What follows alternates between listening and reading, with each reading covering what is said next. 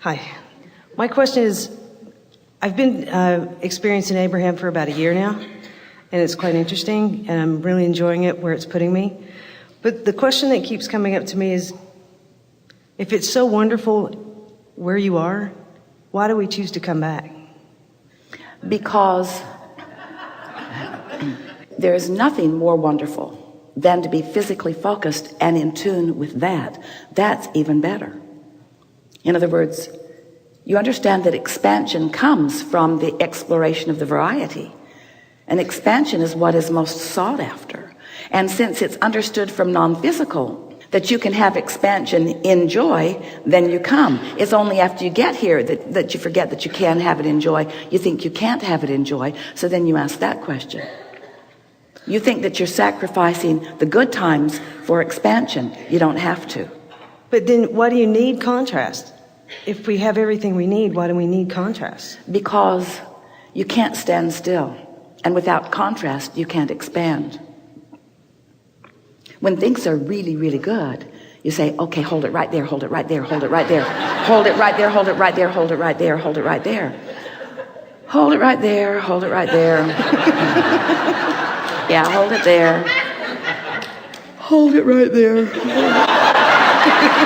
it right there. Hold it right there. So you get bored. Boredom. Boredom. Yeah, expansion. And it's important to understand that the best of life, you see, your question is coming from a premise that sounds like you don't understand, that source in your perspective here, where the good times really are rolling, is not involved in all of this. And that's not true. That source energy is involved in all of this. When you tune to it and you let that involvement of source and those higher frequencies flow through you, that's the best of all of it. That's when you feel the most invigoration, the most enlivenment, the most passion, the most joy, the most love. So even everyone up there is always, I mean, all of you guys and all of us are always interacting constantly. Yeah, always interacting constantly. And we always know it and are thriving as a result of it. You sometimes know it better than others. And to the degree that you know it and allow it, then you enjoy it. And if you're not knowing it and allowing it, then you say, tell everybody that needs to know that I'm not coming back. I'm done. Esther had a conversation last week with a longtime acquaintance. He is the man who created a beautiful sculptured railing around the pond at the Abraham Hicks Center. Really a beautiful thing, but it needs some touching up. There are some leaves and some little critters that are on it that are beginning to rust. And so she called him so that he could come back and tend to it. And she had not talked to him since Jerry had made his transition. So he was all full of his sorrow about that. And Esther was wanting to soothe him, because there's no reason to have sorrow about all of that. She was wanting to help him to know it is all right. And he said, you know, when I was there last, it was about 3 years ago when he was there. He said, at the time I was meeting the two of you, 3 members of my family had had their death experience, all within a couple of months of each other.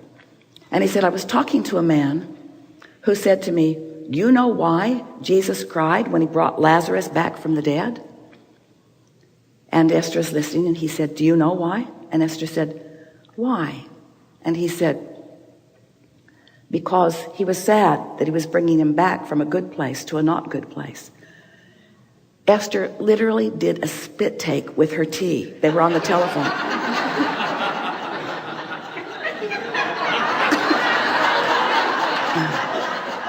She wanted to say, we're talking about Jesus, right? We're talking about somebody who knows this stuff.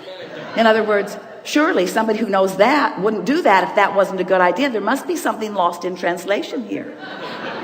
But it's a pretty common belief. People, in their not living the way they want to live, they've made up all kinds of really crazy stories to explain why things don't feel better for them now. And all of that is part of that. It is a flawed premise to believe that you are here working your way in to that heaven where everything is perfect. And while we are the first to describe to you the elation of alignment, we will not say that it is only in the non-physical that it is experienced. And in fact, that's why you came here. You got to understand that this is the leading edge. This is where that which creates. In other words, humans, especially in the context of conversation like this and the one that we introduced through the example, it makes it sound like there's someone outside of you who is doing all of the creating. And what role do you play? You're just sort of banging around, trying to follow around to find clues about what's the best way to stand.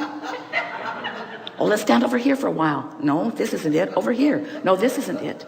Until you introduce yourself and acquaint yourself and find resonance with the whole of who you are, you can't begin to live the joyous life that you've come to live.